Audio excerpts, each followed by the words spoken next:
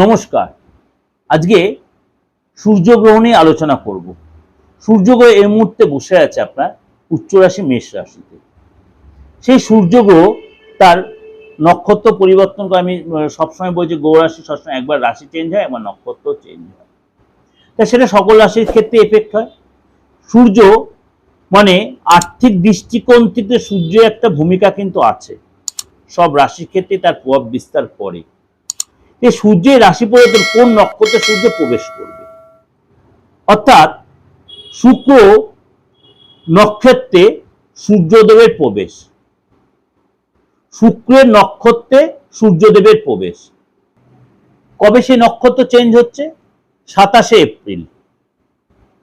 27শে April সূর্য তার অশ্বিনী নক্ষত্র অর্থাৎ কেতুর নক্ষত্র ছেড়ে ভরণী নক্ষত্র অর্থাৎ শুক্রের নক্ষত্রে সূর্যদেব প্রবেশ করবে।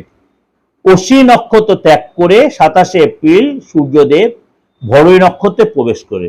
তো এই ভরণী নক্ষত্র যে শুক্রের নক্ষত্র, তা আর্থিক দিক দিয়ে এটা যথেষ্ট প্রভাবশালী। সুতরাং এই সময় শুক্রের নক্ষত্রের পরিবর্তন আপনার রাশির ক্ষেত্রে কিন্তু যথেষ্ট একটা প্রভাব বিস্তার করে। চলুন তাহলে জেনে নিই আপনার রাশির জন্য কি তার এফেক্ট হচ্ছে। প্রথমে বলি মেষ রাশি। মেষ রাশির ক্ষেত্রে সূর্যের এই নক্ষত্র চেঞ্জ আপনার জন্য কিন্তু যথেষ্ট আশীর্বাদ স্বরূপ। আপনি যদি সোশ্যাল মিডিয়ায় কাজ করে থাকেন, আপনি যদি কোনো ইলেকট্রনিক মিডিয়ায় কাজ করে থাকেন, আপনি যদি কোনো মনে করুন কোনো মানে পাবলিক জিনিস কোনো কাজের সাথে, কোনো ফ্যাশনেবল আইটের কাজের সাথে, কোনো মানে যোগাযোগ মাধ্যমে কোনো কাজের সাথে, সেখানে কিন্তু আপনি যথেষ্ট উন্নতি করতে পারবেন।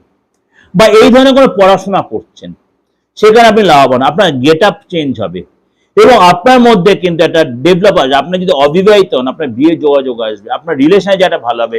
আপনি দীর্ঘদিন রিলেশনে যেটা ডিস্টার্ব চলছিল মেষ রাশি, সেই রিলেশনটা ঠিক হবে।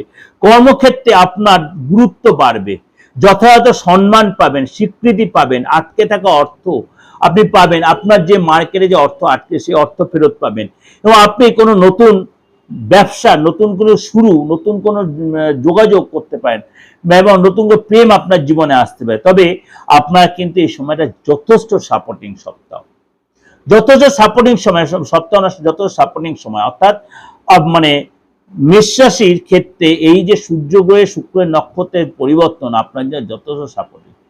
এটা আপনাদের যেটা আমি ওভারঅল একটা প্রেজেন্টেশন দিলাম, অবশ্যই বলছি এটা আপনাদের মিলবেই। কেন এই যে ট্রানজিটগুলো আমি মেনশন করে করে আপনাদের বলি, কেন আপনাদের ক্ষেত্রে সেই ঘটনাগুলো ঘটে বা ঘটছে, তার জন্য আপনারা আমাকে হোয়াটসঅ্যাপে বা আমার কমেন্ট সেকশনে সেই মেসেজগুলো করছেন। তার জন্য আপনাদের কাছে আমি এতটা অনুপ্রাণিত, আবার আপনাদের কাছে সেই ছোট ছোট করে ট্রানজিটগুলো দেওয়ার চেষ্টা করি, যাতে আপনারা অ্যাস্ট্রোলজিটা অনেকটা জানতে পারেন, শিখতে পারেন অ্যাস্ট্রোলজি কতটা বাস্তব ভিত্তিক, কতটা সায়েন্টিফিক।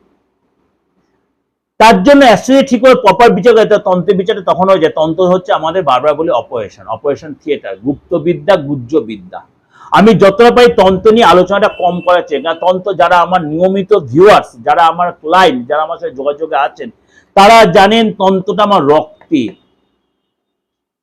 রক্তে তন্ত্র আমি যেভাবে কাজ করে দিই, মানে আমি কারোর সাথে কোনো কম্পিটিশন বা কারোর সঙ্গে প্রতিপক্ষ হিসেবে বলতে চাইছি না। আমি হয়তো দুদিন হয়তো টাইম বাদ, কারোর কাজ তুরন্ত হয়ে যায়, কারোর কাজ দেরি হয়, কিন্তু তন্ত্রের কাজ এতটাই পাওয়ারফুল যে মৃতপ্রায় ব্যক্তি ছাড়া সমস্ত রকম কাজ তন্ত্র মাধ্যমে করা যায়। সুতরাং আপনারাও যারা নতুন শুনছেন, সেই সুযোগটা আপনি কাজে লাগাতে পারেন, কিন্তু সেটা ফিজ বা তন্ত্রের কাজে পে করে। আপনি দেশে বিদেশে যেখানে থাকুন, আপনি সেই সুযোগটা কাজে লাগাবেন, যে কোনো কাজ।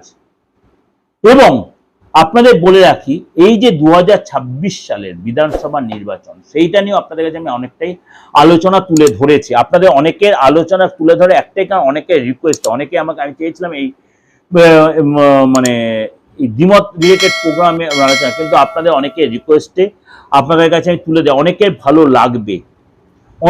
ভালো লাগবে, শুনবেন। আমার এই সাপ্তাহিক রাশিফলে সে আলোচনা করেছি, 27 তারিখ থেকে 3 তারিখ, 27শে এপ্রিল থেকে 3 মের মধ্যে সে আলোচনা আমি করেছি। অবশ্যই আপনার ভালো লাগলে অবশ্যই লাইক করবেন, কমেন্টস করবেন এবং সকলকে জানার আরো সুযোগ করে দেবেন। ভালো থাকবেন, নমস্কার।